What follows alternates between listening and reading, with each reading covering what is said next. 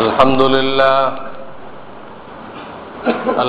لله نحمده ونستعينه ونستغفره ونؤمن به ونتوكل عليه ونعوذ بالله من شرور أنفسنا ومن سيئات أعمالنا من يهده الله فلا مضل له ومن يضلل فلا هادي له ونشهد أن لا إله إلا الله وحده لا شريك له ونشهد أن سيدنا ومولانا محمدا عبده ورسوله صلى الله تعالى عليه وعلى آله وأصحابه وبارك وسلم أما بعد فأعوذ بالله من الشيطان الرجيم بسم الله الرحمن الرحيم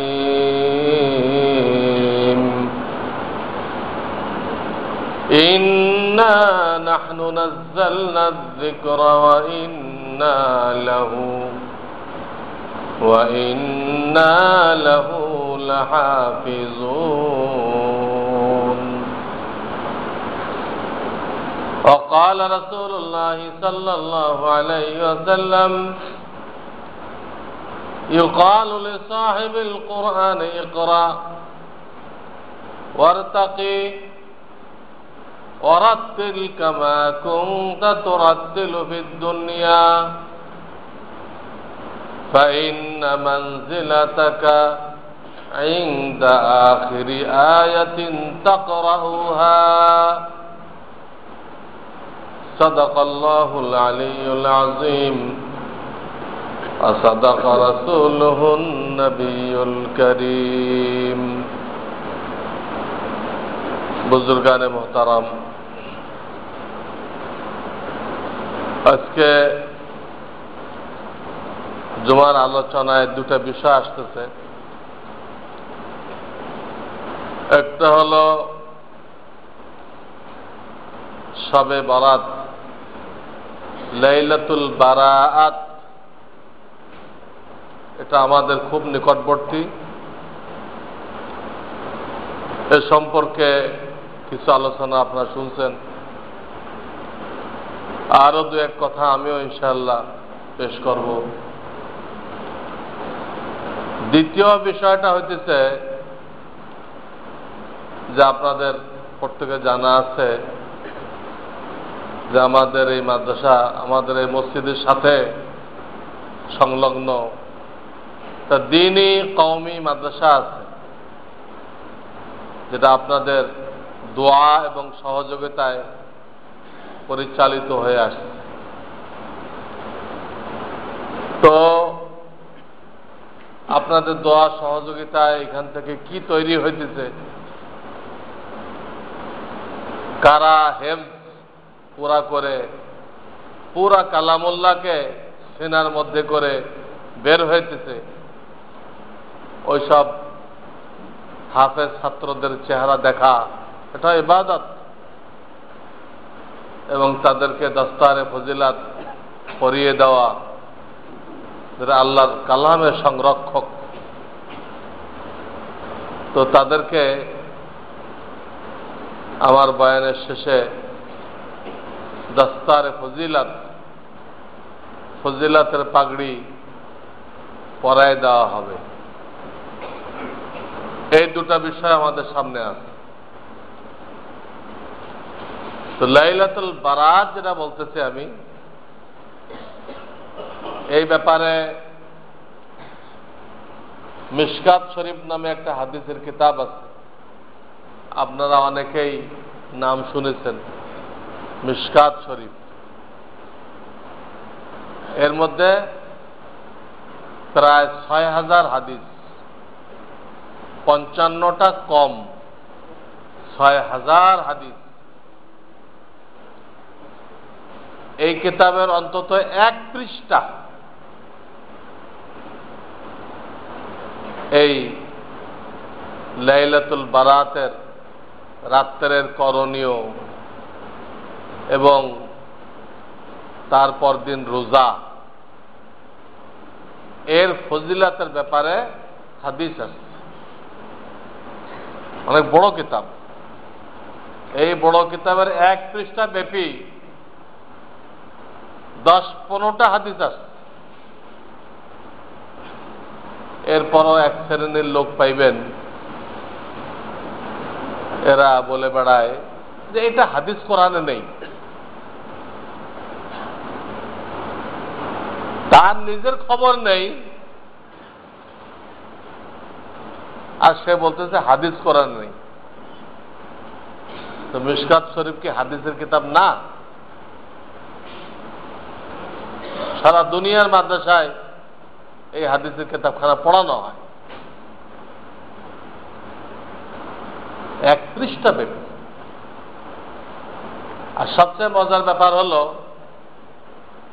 এই জিনিসটা অস্বীকার করছে তথাকথিত হাদিস মাননেওয়ালা নামধারী একটা গ্রুপ। এক জামানায় আহলুল হাদিস ছিল, বড় বড় হাদিস বিশারদকে বলা হতো, বড় বড় হাদিস বিশারদ। তাদের জন্য এই শব্দটা প্রযোজ্য ছিল, আহলুল হাদিস, অর্থাৎ হাদিসের ইমাম। পরবর্তীকালে এসে ব্রিটিশ পিরিয়ডে এটা কিছু লোক তাদের দলের নাম রাখলো, আমাদের দলের নাম হলো আহলুল হাদিস।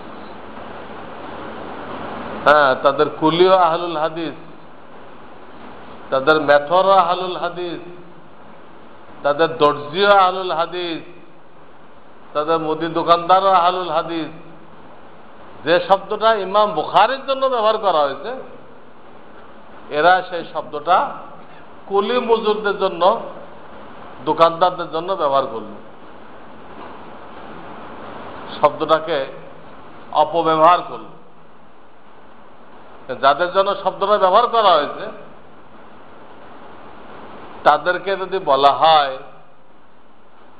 যে বুখারী খুলে দিলাম, দেখে দেখে পড়ো, তো তারা পড়ার যোগ্যতা রাখে না। তারা পড়ার যোগ্যতা রাখে না।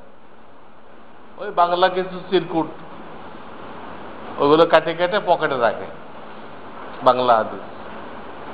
ওই আপনাদেরকে দেখাই দেখায় ধোকা দেয়, দেখো আমাদের হাদিস আছে, আমিন জোরে বলার, তোমাদের কোনো হাদিস নেই। তা আমাদের সামনে আসে না। আমি তো বাকায়দা কিতাব লিখে দিচ্ছি। আপনারা অনেকে দেখছেন হাদিসে রাসূল সাল্লাল্লাহু আলাইহি ওয়াসাল্লাম, সেখানে প্রত্যেকটা কথার দলিল আছে। আমিন কেন আসতে বলতে হবে, হাত কেন নাভির নিচে বাঁধতে হবে, বারবার এরা হাত তোলা কেন যাবে না, ঈদের নামাজে কেন ৬ তাকবীর দিতে হবে, প্রত্যেকটা আমি সহিহ হাদিস দ্বারা এখানে প্রমাণ করছি এই কিতাবে। আর তারা বলতে হাদিসই নেই। তা আসে তো না আমাদের সামনে, আসলে একটা পয়েন্টেই আটকায় চলে যায়, বলে হাদিস নেই, এই ব্যাপারে কোনো হাদিস নেই। তা আমরা বলি এই যে হাদিস রাখা আছে বুখারী শরীফ, আপনি অমুক অধ্যায় বের করেন, বের করে এখান পড়েন হাদিস আছে কিনা। সে তো আর ওটা বের করতে পারে না, পড়তেও পারে না, চুপচাপ চলে যায়। এই নামধারী লোকগুলো যখন আমাদের কাছে আসে, আমরা বেশি বহস করি না। একজন এসে বলছে যে আপনার টুপি পরেন, টুপি তো হাদিসে নেই। আচ্ছা, টুপি হাদিসে নেই, আপনি কিতাবুস সালাত বের করেন। এই আপনার সামনে বুখারী রেখে দিলাম, বের করেন, বের করে অমুক অধ্যায়টা পড়েন, টুপি আছে কিনা আপনাকে দেখাই দিচ্ছে। তাহলে সে হাতই লাগায় না, কারণ ও তো পড়ালো চিরকুট, বুখারীর চিরকুট পড়ে।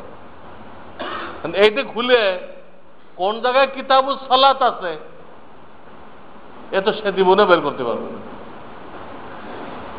এটা এরকম, একটা লোক ইংরেজি অক্ষরে চিনে না, তারা আপনি বিএ অনার্সের একটা বই দিলেন, দিয়ে বলেন যে অমুক আলোচনাটা বের করো, সে অক্ষরে চিনে না, সে সারাদিন ঘাটলে কি হবে, এটা তো বের করতে পারবে না। তো এই হলো তারা নাম দিচ্ছে আমরা আহলুল হাদিস, অথচ হাদিস বের করে পড়ার কোনো যোগ্যতা থাকে না। এরাই প্রথম এই শবে বরাতকে অস্বীকার করে। মজার ব্যাপার এই জন্য বললাম, যারা এটা অস্বীকার করে তারা খুব বেশি বেশি রেফারেন্স দেয় নাসিরউদ্দিন আলবানী রহমাতুল্লাহ আলাইহি নামক এক ব্যক্তিকে। উনি এই লিখতেন, উনি এই লিখতেন, কথায় কথায় ওনাকে রেফারেন্স দেয়, নাসিরউদ্দিন আলবানী। আলবানী মানে আলবেনিয়া, ওনার বাড়ি আলবেনিয়ায় বাড়ি। উনি মদিনা শরীফ ছিলেন, জামিয়া ইসলামিয়া ছিলেন, এখন মারা গেছে। এরা কথায় কথায় ওই লোকের রেফারেন্স দেয়,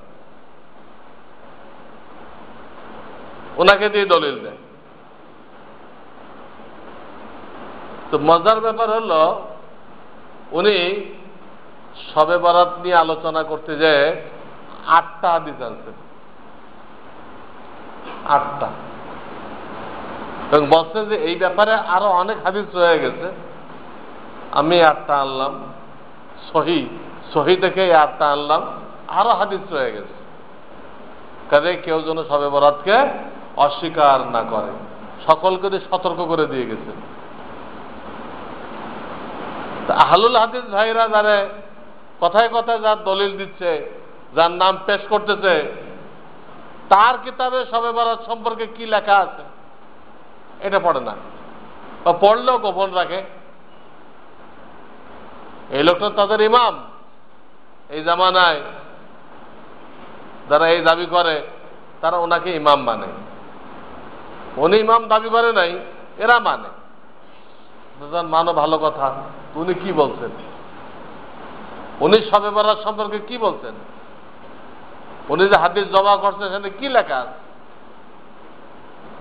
এটা দেখো, এটা দেখো। তারা এরকম বিভিন্ন কথায় কথায় ইবনে তাইমিয়াকে দলিল মানে, দুনিয়াই কইছেন ইবনে তাইমিয়াই কইছেন, ভালো কথা। ইবনে তাইমিয়া কি ইমাম মানো? তো ইবনে তাইমিয়া তারাবি 8 টাকাত কইছে না 20 টাকাত কইছে? উনি তো তার কিতাব 20 টাকাত লিখছে, তো ওনাকে তো ইমাম মানতেছ, তারাবি 8 টাকাত বলো কেন? এই হলো এদের হালাত, যাদেরকে ইমাম মানে। একদিক কথাতে ইমাম মানি না আমরা, এই ইমাম মানি না কয়ে বড় বড় 4 ইমামকে অস্বীকার করছে, আর একদিকে ছোট ছোট ইমাম মানতেছে, ছোট ছোট ইমাম মানতেছে। আর সেই ইমাম যা বলে গেছে তা মানতেছে না, বড় ইমাম তো মানলই না। যদি কেউ কারে চড়তে রাজি না হয়, কার তারা রিক্সায় দেখতে হবে, তাকে কার পেশ করা হয়েছিল, কারে উঠতে রাজি নেই, যাও এখন রিক্সায় যাও, আর না 11 নম্বর বাসে যাও। পায়দল চলাকে বলে 11 নম্বর বাস, যাও। তো এই লোকগুলোর এই দশা হয়েছে, বড় বড় যে 4 ইমাম তাদেরকে মানতে রাজি নেই, ছোট ছোট গুলো মানছে,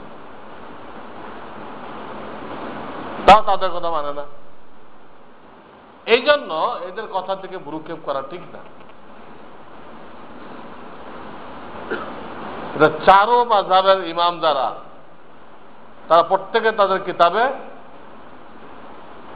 সারা বছরে কি কি নফল রোজা আছে তা আলোচনা করছেন, তার ফজিলাত বয়ান করছেন। পুরা বছরে কি কি নফল রোজা আছে জিলহজের 9 তারিখ পর্যন্ত, আশুরা, এইভাবে যত নফল রোজা আছে, শাওয়ালের 6 রোজা, সব আলোচনা করছে। ওই আলোচনার কাতারে চারু মাযহাবের চারু ইমাম লাইলাতুল বারাতের রাত্রের নামাজ এবং দিনের রোজা ওনারা আলোচনা করছেন, ফজিলাত বয়ান করছেন এবং আমল করার জন্য লোকজনকে উদ্বুদ্ধ করছেন। 4টে মাযহাবের চারু ইমামের কথা বলতেছি, শুধু কোনো একটা মাযহাবে না, চারু ইমামে। আহলুল হাদিসরা যাকে ইমাম দাবি করতেছে তিনিও লিখছেন এই কথা। এরপর যদি বলা হয় যে অমুক দেশে শবে বরাত নেই, অমুক দেশে নেই, আমাদেরকে দেশ দেখতে বলা হয়েছে, কোরআন সুন্নাহ দেখতে বলা হয়েছে? কোন দেশ দেখে আমল করতে বলা হয়েছে না কোরআন সুন্নাহ দেখতে বলা হয়েছে? তাহলে এই কথার কি যুক্তি? তো অমুক দেশে নেই, সেই দেশে মাদ্রাসা নেই, ওলামা নেই, হইতে পারে তারা পালন করে না কারণ মাদ্রাসা নেই। বিশাল দেশ, দেখা গেল 2 থেকে 3টা মাদ্রাসা আছে। আর আমাদের ঢাকা শহরে শুধু একটা শহরে কমপক্ষে 40টা দাওরায়ে হাদিস টাইটেল মাদ্রাসা আছে। আর ছোট মাদ্রাসা তো 1000 পার হয়ে যাবে। একটা শহরের কথা বলতেছি, আর সেখানে একটা দেশে 2 থেকে 3টা মাদ্রাসা, আর সব স্কুল। ওই স্কুলগুলোকে তারা মাদ্রাসা বলে। এখানে ব্রিটিশের সিলেবাস, আমেরিকানদের সিলেবাস পড়ানো হয়। তারা না মানলে না মানুক, তাদের সাথে আমাদের কি? কাজেই আমরা এই গলত কথায় কান না দেই, এটা মূলত সাবেত, প্রমাণিত। তো এই বছর আগামী রবিবার রাত্রে, দিনগত রাত্রে আমরা একাকীভাবে যে যতটুকু পারি নফল নামাজ পড়ি, কোরআন তেলাওয়াত করি, জিকির করি, আল্লাহর কাছে প্রার্থনা করি, আলাদাভাবে, প্রত্যেকে নিজস্বভাবে, যতক্ষণ পর্যন্ত ঘুম প্রবল না হয় ততক্ষণ। ঘুম প্রবল হয়ে গেলে তখন আমাদের প্রিয় নবী মুহাম্মদ রাসূলুল্লাহ সাল্লাল্লাহু আলাইহি ওয়াসাল্লাম নির্দেশ দিয়েছেন, তখন তুমি ঘুমায় যাও। আবার শেষ রাত্রে উঠবে, এই নিয়ত করে ঘুমায় যাও। এখন যদি তুমি না ঘুমায় দোয়া কালাম পড়তে থাকো, তো তোমার অজান্তে ভালো দোয়া করতে গেছিলে বদ দোয়া করে বলবা। ঘুমের কারণে নিজের বিরুদ্ধে বদ দোয়া করবা, তো এই রাত্রে তো দোয়া কবুল হয়, তো বিপদ হবে তোমার জন্য। এই জন্য ঘুম প্রবল হয়ে গেলে আদেশ ঘুমায় যাও, উঠান নিয়েতে ঘুমায় যাও। কাজে আমরা প্রত্যেকে যতক্ষণ পারি নিজেও পড়ব, নিজের ছেলে মেয়ে বিবি বাচ্চা সকলকে তাকিদ করব, নফল নামাজ পড়ো, কোরআন তেলাওয়াত করো, জিকির করো, দোয়া করো, যতক্ষণ পারা যায়। এটা আমরা খেয়াল রাখি। কোন সূরা নির্ধারিত নেই। ওই মকসুদুল মুমিনিন, সিরাজুস সালিকিন, আমালে নাজাত, তরিকুল ইসলাম, তারপরে নাফিউল খালায়েক, এগুলো সব ভিত্তিহীন কিতাব, কোনো ভিত্তি নেই। এক এক কথা লিখে রাখতে কোনো দলিল প্রমাণ নেই। এই আমল করলে একজন নবীর সমান সব, এই আমল করলে 2 জন নবীর সমান। আরে নবীর সমান হওয়া সম্ভবপর? এইসব ফালতু কথা লিখে রাখতে কোনো দলিল নেই, যেটা তিরমিজির হাদিস না আবু দাউদের হাদিস, আর প্রত্যেকের ঘরে দেখবেন এই বইগুলো আছে। এইগুলোর নাম বললাম, তো পুরা ভিত্তিহীন বই। কে লিখছে? আল্লাহ বেহতর জানে। কোন মুসলমানের ঘর মনে খালি নেই যেখানে মকসুদুল মুমিনিন, আর-সিরাজুস সালিকিন এসব বই নেই। অথচ পুরাটা ভিত্তিহীন, কোন সূরা খাস নেই, আপনি যে কোনো সূরাতে পড়তে পারেন। এই একটা কথা খেয়াল রাখি।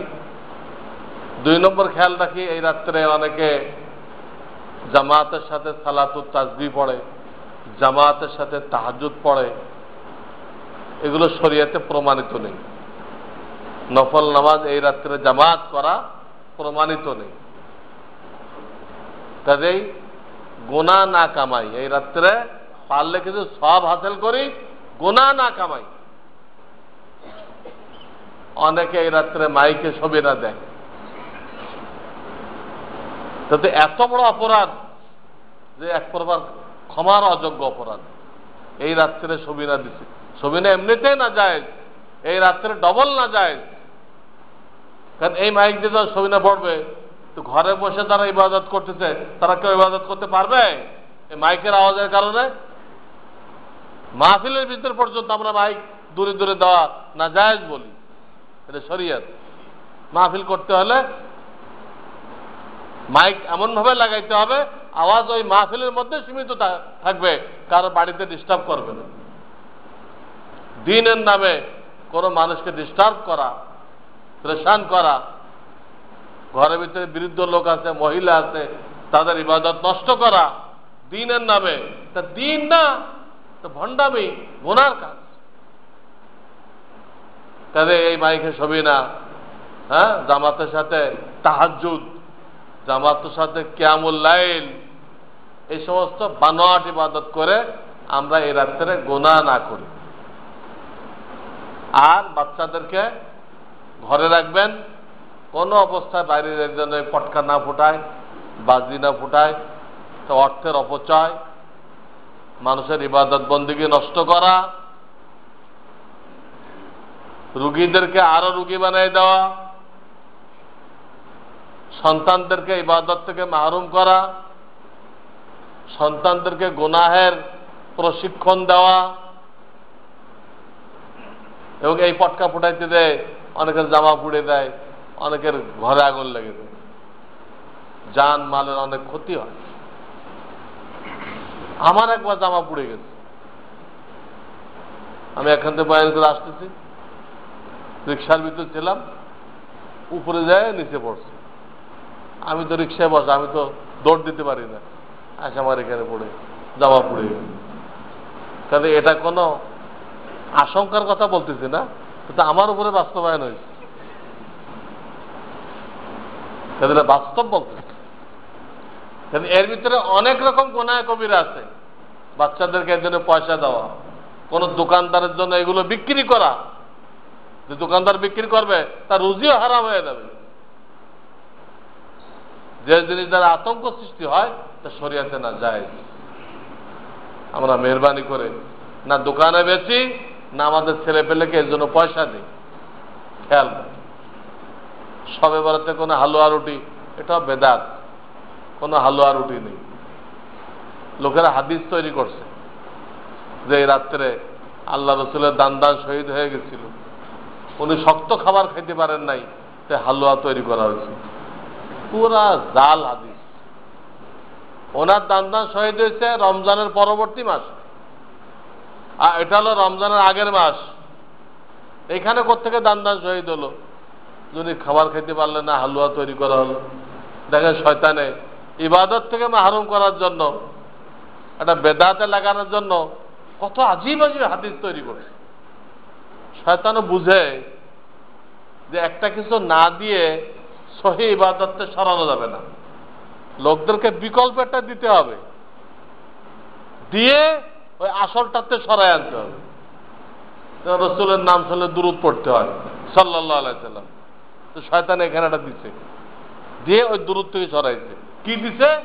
তুমি আঙ্গুলের মধ্যে ফু দাও, চোখের মধ্যে লাগাও, চুচু করো আর চোখে লাগাও, এটাতে লাগাই দিয়ে ওটাতে সরাই দিচ্ছে। তো শবে বরাতের ইবাদত বন্দেগী আল্লাহ এই রাত্রের ইবাদত দ্বারা তারাবিকে চাঙ্গা করছেন, তাজা করছেন। শবে বরাতের রাত্রের ইবাদত দ্বারা সামনে যে তারাবি আসতেছে ওই তারাবিকে তাজা করে দিচ্ছেন। তারাবি তো জং ধরে গেছিল। আবার তার পরের দিন রোজা দিয়ে রোজাকে তাজা করে দিচ্ছেন। রোজা তাজা করো, কয়েকদিন পরে শুরু হয়ে যাবে, এর ব্যবস্থা করছেন।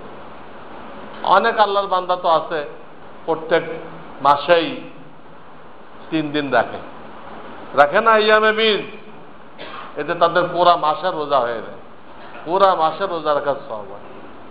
কিন্তু অনেকে আছে এই বছরে শবে বরাত ছাড়া আর রাখে না।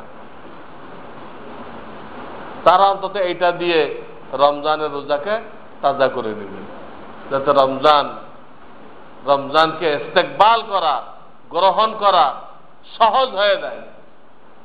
রমজানের চাঁদ ওঠার থেকেই তো আল্লাহর পক্ষ থেকে রহমতের বৃষ্টি শুরু হয়। ওই বৃষ্টি, ওই রহমত পাওয়ার জন্য শর্ত হলো এর আগে নিজেকে গুনাহ থেকে মুক্ত করা। আর গুনাহ থেকে মুক্ত করার জন্য আল্লাহ এই রাতটাকে রাখতেন সাধারণ ক্ষমা। রমজানের বরকত শুরুর থেকে পাওয়ার জন্য গুনাহ মুক্ত হওয়া জরুরি, আর গুনাহ থেকে মুক্তি দেওয়ার জন্য এই রাতটা রাখা হয়েছে লাইলাতুল বারাআত। এই বারাআতুন মানে কি? বরাত, আমাদের তো বরাত মানে কিসমতে আছে, আমরা এই বুঝি। এই বরাত না, বারাআতুন মানে মুক্তি।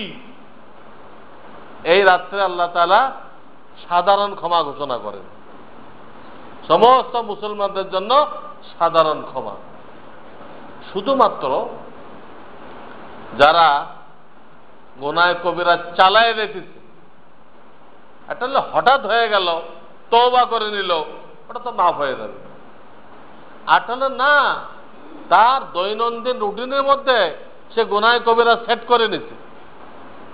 দৈনন্দিনের রুটিন এর মধ্যে গুনাহে কবিরা কয়েকটা ঢুকাই নিছে, নিয়ে ঠিক মতো চালাই দিতেছে। একে বলে গুনাহে অভ্যস্ত। এই গুনাহে অভ্যস্ত লোকরা এই রাত্রে সাধারণ ক্ষমা পাবে না, সাধারণ ক্ষমা পাবে না। এর জন্য আমাদের রমজানের পয়লা দিন থেকে বরকত পাইতে হলে এই রাত্রে, এই সামনের রবিবার দিনগত রাত্রে আমাদেরকে গুনাহ থেকে তওবা তিল্লা করতে হবে। যারা অভ্যস্ত আছি তারাও তওবা করে, আল্লাহ আমি এই গুনাহ ছেড়ে দিলাম, তাহলে মাপ পাবে। তারা নরমাল ক্ষমার মধ্যে পড়বে না, কিন্তু তারা যদি ওই গুনাহ থেকে তওবা করে নেয় তাহলে তো মাপ পাবে। আর যারা অভ্যস্ত না, কোনো গুনাহ কন্টিনিউয়াস করতেছে না, তাদেরকে তো আল্লাহ নিজেই ক্ষমা করে দিবে। বিশেষ করে যারা কোনো শিরকে লিপ্ত আছে, এই মাজার পূজা ইত্যাদি, রাসূলুল্লাহকে হাজির নাজির মনে করা, শিরকে লিপ্ত আছে, যারা বাপ মাকে কষ্ট দিচ্ছে, যারা মদ পানে অভ্যস্ত। এখন তো মদ বিভিন্ন নামে চলে আসে, বিয়ারের নামে, আরো কি কি পানীয় নামে, বিভিন্ন পানীয় নামে মদ আসছে না? দেখবেন খুব ফেনা হয়, তিতা তিতা লাগে, এগুলো বিভিন্ন নামে মদ।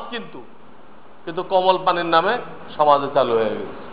কোমল পানি, কিসের কোমল পানি? তো মদ।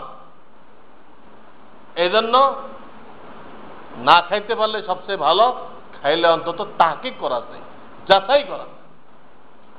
হাদিসে আসছে মদকে কিয়ামতের আলামতের মধ্যে আছে মদকে অন্য নাম দিয়ে পান করা হবে। মদ খাবে, নাম পাল্টাই দিবে। হ্যাঁ, সুদ খাবে, কিন্তু নাম পাল্টাই দিবে, নাম পাল্টাই দিবে। ঘুষ খাবে, কিন্তু নাম পাল্টাই দিবে, সব নাম পাল্টাই দিবে। নাম পাল্টালে কিন্তু এরা জায়েজ হয়ে গেল। আল্লাহর সাথে ধোঁকাবাজি চলে। ইহুদিদেরকে বলা হয়েছিল কোন মুর্দা জানোয়ার বেচবা না, মুর্দা জানোয়ার কোন পার্টস বেচবা না। ওরা করলো কি, মুর্দা জানোয়ারের চর্বিরে গলায় তেল বানায় বেচলো। বলে কি তোমাদের বলা হয়নি মুর্দা জানোয়ারের কোনো কিছু বেচবে না? কারণ আমরা তো তেল বেচি, মুর্দা জানোয়ার বেচি না। আরে তেলটা আসলো কই থেকে? ওই মুর্দা জানোয়ার চর্বিতে তো নিশ্চয় ওটা দেখে। এই করে তাদের লানত না দেবে, নাম বদলাই কি হালাল হয়ে যায়? এই একটা গুনাহ। গান বাদ্য শুনতে থাকা, এটা একটা মারাত্মক গুনাহ। এই ধরনের কিছু গুনাহ আছে যেটাকে বিশেষভাবে উল্লেখ করা হয়েছে। তো এইসব ব্যাপারে বিস্তারিত যারা জানতে চান, আবার সর্বশেষ যে বইটা বাজারে আসছে, সর্বশেষ, তার নাম হলো আমালুস সুন্নাহ।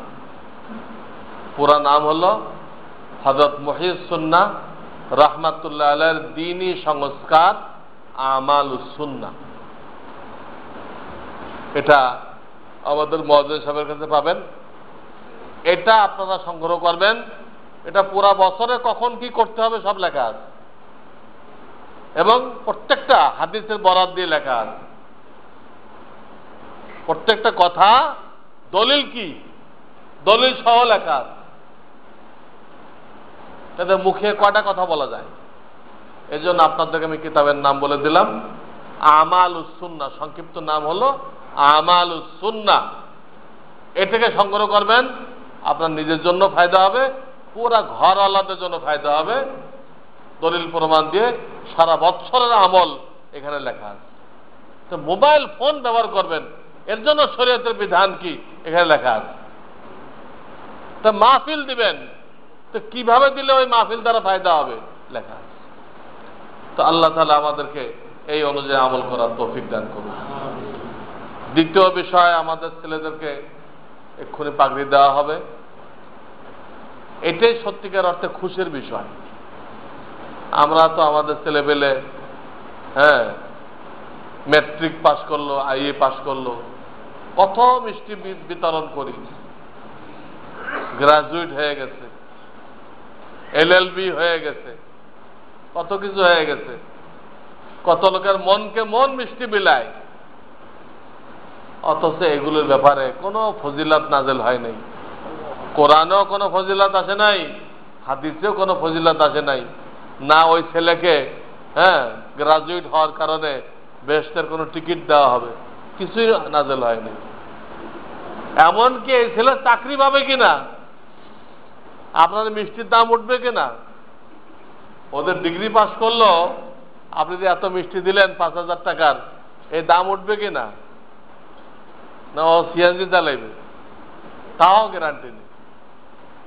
সেখানে আমরা এত খুশি হইতেছি। আসল খুশি হলো যদি আপনার ছেলে হাফেজ হয়, আলেম হয়। এইটা হলো দিন দুনিয়ার আসল খুশি। আর একান্ত আপনার ছেলে হলো না, কিন্তু আপনার অনুদানে পরিচালিত একটা মাদ্রাসা থেকে ছাত্র হাফেজ হলো, এটা আপনার খুশির বিষয়। কেন আপনি ওই মাদ্রাসার সাথে জড়িত আছেন, ওই মাদ্রাসাকে মহাব্বত করেন, ওই ছেলেগুলোকে মহাব্বত করেন, তাদের খানা পিনার জন্য যাকাত কুরবানির চামড়া দেন, উস্তাদদের বেতন ফান্ডে টাকা দেন। এই যে কুরবানিটা পেশ করতেছেন, যারা জুড়ে আছেন, তাদের খুশির দিন। যে ছেলেগুলো হাসরের ময়দানে যখন জান্নাতে যাবে, পড়বে আর চড়বে, তখন ইনশাআল্লাহ আমরা যারা এই মাদ্রাসার খেদমত করতেছি, আমাদেরকে ভুলে তারা জান্নাতে যেতে পারবে না। আল্লাহ কোনো নেমক হারামকে জান্নাত দিবেন না। আল্লাহ যাকে দিবেন সে অবশ্যই নেমক হালাল, নেমক হারাম না। নেমক হারাম বলে অকৃতজ্ঞ, অকৃতজ্ঞকে দিবেন না, কৃতজ্ঞকে দিবেন। কৃতজ্ঞকে তো দিবেন যারা সহযোগিতা করছে, যাদের সহযোগিতা সে হাফেজ হলো, অবশ্যই সে তাদেরকে স্মরণ রাখবে। তাদেরকে বিপদে পড়লে তাদেরকে সে আল্লাহর কাছে সুপারিশ করবে। আমরা আল্লাহর দরবারে এই আশা করতে পারি। এই জন্য এটা আমাদের সকলের জন্য খুশির বিষয় যে আমাদের পরামর্শে, আমাদের দোয়ায়, আমাদের দানে পরিচালিত মাদ্রাসা থেকে আজকে এই ছেলেগুলো হাফেজ কোরআন হয়ে গেল। আল্লাহ রাসূল ঘোষণা দিতেন, যার সিনার মধ্যে আল্লাহর কালাম থাকবে, এই আল্লাহর কালামওয়ালা সিনা এটা আগুনের ভিতরে নিক্ষেপ করলে আগুন তাকে স্পর্শ করবে না। 30 পারা কোরআন শরীফ যে কলবের মধ্যে আছে, সে যদি শরিয়ত অনুযায়ী চলে, হারাম কাজে লিপ্ত না হয়, তো দোজখ তাকে স্পর্শ করবে না, বরং তাকে কমপক্ষে জান্নাতের 10টা টিকিট দেওয়া হবে। তোমার মুহিব্বিন যারা আছে এদেরকে বিপদে পড়লে তাকেও টিকিট দিয়ে তোমার সাথে নিয়ে যাও। আর তার আব্বা আম্মাকে তো নূরের টুপি পরানো হবে, যার জ্যোতি সূর্যের জ্যোতি থেকে বেশি হবে। এবং এই হাফেজে কোরআনকে আল্লাহ যত উপরে স্থান দিবেন, কোরআনে কারিমে 6236টা আয়াত আছে। আমাদের দেশে প্রসিদ্ধ হয়ে গেছে 6666। কোনো ভিত্তি নেই। জানি না কোন মকসুদুল মুমিন থেকে আমাদের দেশের লোকেরা মুখস্থ করছে, ওই টাইপের কিতাবে হবে। কিন্তু আপনার ঘরে কোরআন শরীফ আছে, ওরা প্রত্যেক সূরার সাথে লেখা আছে এই সূরায় এত আয়াত। আপনি ক্যালকুলেটর নিয়ে যোগ দেন, কোন অবস্থায় 6000 তো হবে, কিন্তু 600 হবে না, 200 হবে। 6236টা আয়াত হাফেজে কোরআন পড়বে আর জান্নাতের এক এক মঞ্জিল, এক এক মাকাম পার হয়ে চলে যাবে। এবং আল্লাহ দয়া করে ওই ছেলের সম্মানার্থে তার পিতা মাতাকেও কি করবেন, ওই অত উপরে, জান্নাতে যত উপরে যাওয়া যাবে তত নিয়ামত সেখানে বেশি। সর্বনিম্ন জান্নাতিকে এই দুনিয়ার 11 গুণ বড় জান্নাত দেওয়া হবে। সর্বনিম্ন, যার বালুকণা বরাবর ঈমান আছে। যদি আপনি ঢাকা শহরে 5 কাঠা জমির মালিক হন, তা আপনি তো আর জমিনে হাঁটবেন না, হাওয়ায় উঠতে থাকবেন। রাজধানীতে আমার মতো লোক 5 কাঠা জমিনের মালিক। 5 কাঠা মানে তো 5 কোটি। সেখানে আল্লাহ আপনাকে এই দুনিয়া সমান 5 কাঠা 10 কাঠা আর 1 বিঘা না, এই দুনিয়া সমান 11 গুণ বড় জান্নাত দান করবেন। যার যাররা বরাবর ঈমান আছে, কোনো আমল নেই, তাকে জেল খাটতে হবে। জেল খাটার পরে ঈমানের জোরে সে বেহেশতে যাবে আর এত বড় জান্নাত পাবে। যাদের আমল আছে তাদেরকে আল্লাহ তাআলা সরাসরি জান্নাত দান করবেন, এবং তাদেরকে যে কত বড় জান্নাত দিবেন তা আল্লাহ ভালো জানেন। আল্লাহ তাআলা হাফেজে কোরআনের পিতামাতাকে পর্যন্ত এই ইজ্জত করবেন। ফেরেশতারা তাদেরকে রিসেপশন করবে, বিরাট কাতার লাগায় সম্মান দেখাবে। ফাজাইলে কোরআন দেখেন, আপনাদের অনেকের কাছে ফাজাইলে কোরআন কিতাবখানা আছে। এখানে কুতবুল আলম জাকারিয়া রাহমাতুল্লাহ আলাইহি মাজমাউজ জাওয়াদ কিতাবের হাওয়ালা দিয়ে রেফারেন্স দিয়ে হাদিস আনছেন। আল্লাহ তাআলা হাফেজ কোরআনকে যে মাকাম দিবেন, তার পিতামাতাকেও ওই মাকাম দিবেন। আপনারা যারা মাদ্রাসা চালাইতেছেন, আপনারাও কিন্তু পিতামাতার মধ্যে দাখিল, আপনারাও তাতে রুহানি পিতামাতা, রুহানি পিতামাতা। তাহলে আপনাদের জন্য খুশির বিষয়। তো ছেলেরা আসতে, সামনে আসতে, তো এখন তাদের মাথায় পাগড়ি পরাই দেওয়া হবে। এরপরে আপনাদেরকে সুন্নত পড়ার টাইম দেওয়া হবে, তারপরে খুতবা হবে। তো যখন নাকি কয়জন ছাত্র? 8 জন ছাত্র। মাশাআল্লাহ মাশাআল্লাহ। এদের এক একজন করে নাম বলা হোক, আর এদের মাথায় পাগড়ি পরাই দেওয়া হবে। যখন পাগড়ি পরানো হয় তখন আপনারা বলবেন মোবারক হোক। কি বলবেন? আল্লাহ যেন এই ছেলেগুলোকে এই কোরআনের সম্মান রক্ষা করার তৌফিক দান করে, এবং আমাদের আখিরাতে আমাদের নাজাতের ওসিলা যেন হয়, এবং এদের ওসিলায়, এদের খেদমতের ওসিলায় আল্লাহ যেন আমাদেরকে বিনা হিসাবে বেহেশত দান করে।